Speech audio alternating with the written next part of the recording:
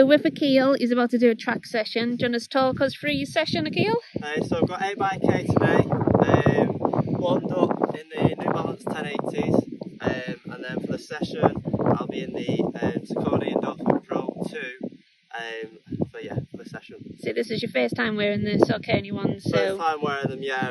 Tried them on in the store, felt nice and springy, so hopefully they'll keep me on time for my session.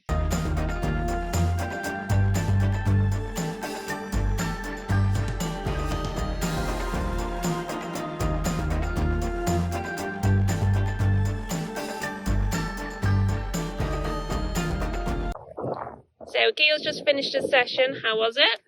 Yeah, it was tough. It's like really hot and it's quite windy as well, but got it done. First session in the Saucony Endorphin Pros. Really comfortable. Definitely kept me going during the session. Just need to warm down now, and then later on do a few stretches and foam roll. Make sure the legs are ready for tomorrow's run.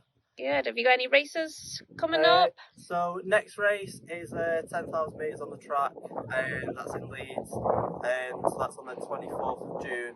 That's the first kind of race there where there'll be a lot of spectators, so yeah, should be good. Looking forward to seeing the result.